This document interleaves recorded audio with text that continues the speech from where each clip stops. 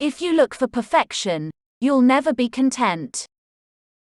I've always loved you, and when you love someone, you love the whole person, just as he or she is, and not as you would like them to be. All the variety, all the charm, all the beauty of life is made up of light and shadow. They've got no idea what happiness is.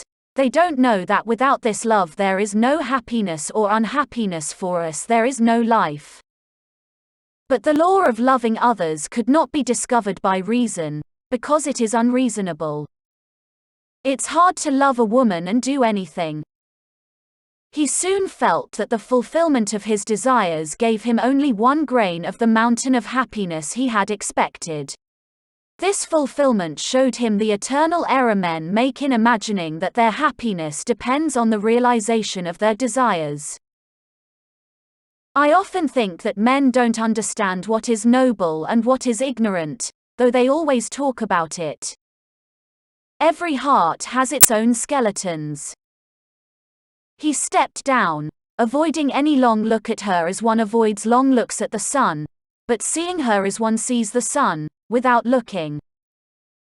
There can be no peace for us, only misery, and the greatest happiness. Friends we shall never be, you know that yourself. Whether we shall be the happiest or the wretchedest of people, that's in your hands. Without knowledge of what I am and why I am here, it is impossible to live, and since I cannot know that, I cannot live either. In an infinity of time, in an infinity of matter, and an infinity of space, a bubble organism emerges while will exist for a little time and then burst, and that bubble am I. The pleasure lies not in discovering truth, but in searching for it.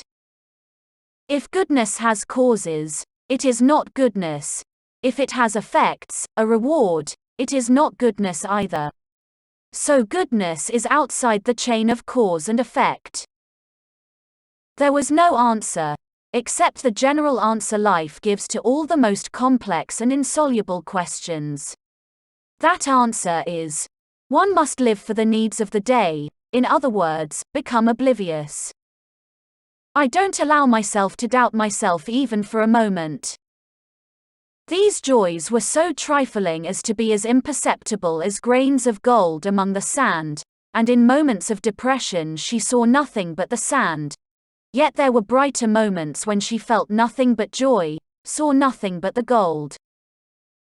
But that's the whole aim of civilization, to make everything a source of enjoyment. I can't think of you and myself apart. You and I are the same to me. Just think. This whole world of ours is only a speck of mildew sprung up on a tiny planet. Yet we think we can have something great, thoughts, actions. They are all but grains of sand. What's all this love of arguing? No one ever convinces anyone else. A man can spend several hours sitting cross-legged in the same position if he knows that noting prevents him from changing it. But if he knows that he has to sit with his legs crossed like that, he will get cramps, his legs will twitch and strain towards where he would like to stretch them. Perhaps it's because I appreciate all I have so much that I don't worry about what I haven't got. I think love, both kinds of love, which you remember Plato defines in his Symposium, both kinds of love serve a touchstone for men. Some men understand only the one, some only the other. Those who understand only the non-Platonic love need not speak of tragedy. For such love there can be no tragedy. Thank you kindly for the pleasure, goodbye, and that's the whole tragedy. And for the Platonic love there can be no tragedy either, because there everything is clear and pure. What is precious is not the reward but the work. And I wish you to understand that. If you work and study in order to get a reward, the work will seem hard to you. But when you work, if you love the work, you will find your reward in that. He felt himself, and did not want to be anyone else. All he wanted now was to be better than before.